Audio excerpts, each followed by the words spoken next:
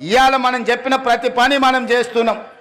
ఇవాళ కేవలం రైతులకు వ్యవసాయానికి ఈ మొదటి సంవత్సరంలో 55,000 కోట్ల రూపాయలు ఈరోజు రైతులకు ఇచ్చినాం. కేసీఆర్ తెచ్చిన అప్పుకు ఆనాడు తెలంగాణ రాష్ట్రం ఏర్పడ్డ నాడు కాంగ్రెస్ పార్టీ ఒక క్రమ పద్ధతిలో నిధులను మిగులిచ్చి 16,000 కోట్ల రూపాయల మిగులు రాష్ట్రంగా చంద్రశేఖరరావుకు అప్పచెప్తే 10 ఏళ్ల మిగులు రాష్ట్రాన్ని దివాలా దీపించి 7 లక్షల కోట్ల రూపాయలతో మనకు ఇవాళ అప్పచెప్పిండు. మనం ఇచ్చిన 16,000 కోట్ల మిగులు బడ్జెట్ ఎక్కడ? చంద్రశేఖరరావు గారు 7 లక్షల కోట్ల రూపాయల అప్పులతో అప్పుల ఊబిలో కూరుకుపోయిన తెలంగాణ రాష్ట్రాన్ని మనకిస్తే అక్కడి నుంచి ప్రయాణం మొదలుపెట్టి ఇవాళ చంద్రశేఖరరావు గారు చేసిన అప్పులకు ప్రతి నెల బట్టి విక్రమార్క గారు అసలు మిత్తి కలిపి ప్రతి నెల 6,500 కోట్లు కడుతుండు. ఈ మొదటి సంవత్సరం ఇప్పటికే 65,000 కోట్ల రూపాయలు చంద్రశేఖరరావు గారు అప్పులు చేసిన దానికి ఆయన తెచ్చిన అప్పులకు అసలు మిత్తి కలిపి 65,000 కోట్లు కట్టారు. తెలంగాణ రాష్ట్రంలో ఉన్న 70 లక్షల రైతాంగ కుటుంబాలకు 55,000 కోట్లు ఖర్చు పెడితే చంద్రశేఖరరావు తెచ్చిన అప్పుకు మొదటి సంవత్సరంలో ఒక్క కుటుంబం చేసిన అప్పుకు 65,000 కోట్ల రూపాయలు చెల్లించాల్సి వచ్చింది. మిత్రులారా, తెలంగాణ రాష్ట్రాన్ని ఎంత భ్రష్టు పట్టించిండో చంద్రశేఖరరావు. ఇవాళ తెలంగాణ ఆర్థికవేత్తలు ఆలోచన చెయ్యాలి.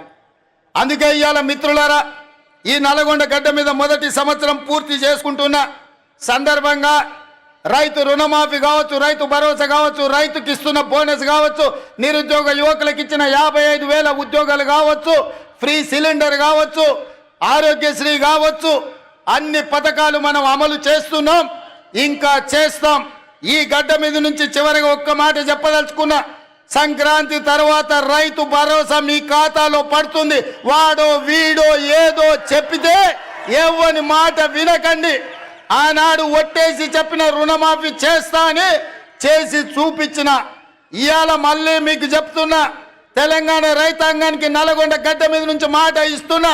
సంక్రాంతి పండుగ తర్వాత మీ ఖాతాలలో రైతు భరోసా గలగల పడుతుంటే బీఆర్ఎస్ వాళ్ళ గుండెలు లబడబ కొట్టుకోవాలి. అదేవిధంగా నల్గొండ రైతాంగానికి, తెలంగాణ రైతాంగానికి విజ్ఞప్తి చేస్తున్నా, సన్నాలే పండించండి. సన్నాలకు 500 రూపాయల బోనస్ ఇచ్చి మీ పంట కొనే బాధ్యత, చివరి గింజ వరకు కొనే బాధ్యత మన ప్రభుత్వం తీసుకుంటుంది. మీ బోనస్ మీ ఖాతాలో పడుతుంది. ఎవడెన్ని చెప్పినా నమ్మకండి. మీరు నమ్మకంగా సన్నాలు పండించండి. ఆ సన్నాలు మీరు పండించిన సన్నాలే రేషన్ షాపుల్లో పేదోళ్ళకు సన్న బియ్యం ఇస్తాం.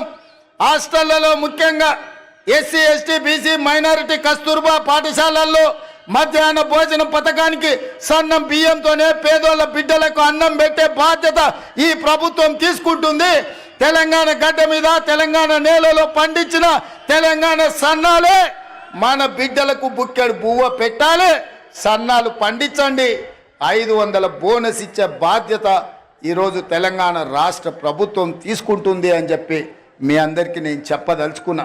అదేవిధంగా ఎంకన్నా కాగితాలు ఆడబెట్టిండు, చెప్తూనే ఉండు, కాగితాలు ఇస్తూనే ఉండు. ఇంకా డెంటల్ కాలేజ్ కావాలని ప్రాజెక్టుల గురించి. అదేవిధంగా ఎంకన్నా ఎంత స్వార్థపరుడు అంటే, మేమిద్దరం నితిన్ గడ్కరీ దగ్గరికి పోయినాం, కేంద్ర మంత్రి దగ్గరికి. మాకు రోడ్లు ఇవ్వాలని, ఆయన రోడ్లు ఇచ్చే మంత్రి. మేము 2 అడిగినాం. నేనేమో రీజనల్ రింగ్ రోడ్ అడిగినా, ఎంకన్నానేమో నల్లగొండకు అవుటర్ రింగ్ రోడ్ అడిగాడు. నితిన్ గడ్కరీ అన్నాడు ఏదో ఒకటి ఇస్తా అన్నాడు. ఎంబడే రీజనల్ రింగ్ రోడ్ కంటే ముందుగాల నల్గొండ అవుటర్ రింగ్ రోడ్ అడిగిండా.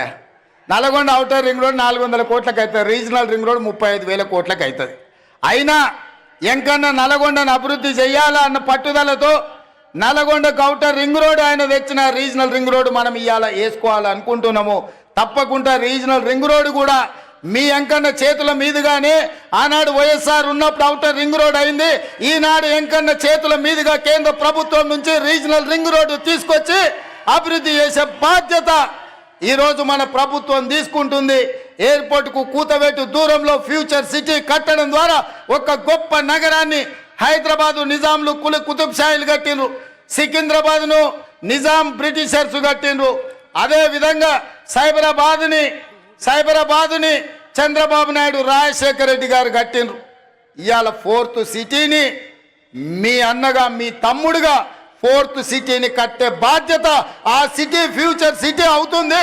50,000 ఎకరాల కొత్త నగరాన్ని నిర్మించుకొని ప్రపంచంలో ఉండే పెట్టుబడులను అక్కడికి తీసుకొచ్చి మన నిరుద్యోగ యువకులకు, ఇంజనీర్లకు, లాయర్లకు, డాక్టర్లకు ఉద్యోగ ఉపాధి అవకాశాలు కల్పించే బాధ్యత ఈరోజు మన ప్రభుత్వం తీసుకుంటుంది.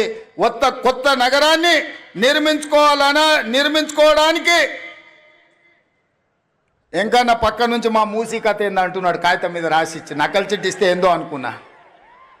ఇవాళ మీ కష్టాలు చూసే ఫ్లోరైడ్ ఒక పక్కన మీ ప్రాణాలు తింటుంటే, మీ బొక్కల్ని నలుచుకొని తింటుంటే అదేవిధంగా మూసీ మీకు కాలుష్యం అయిపోయింది. మూసీ ప్రాజెక్టు నేను చేసి మీకు కృష్ణా గోదావరి జలాల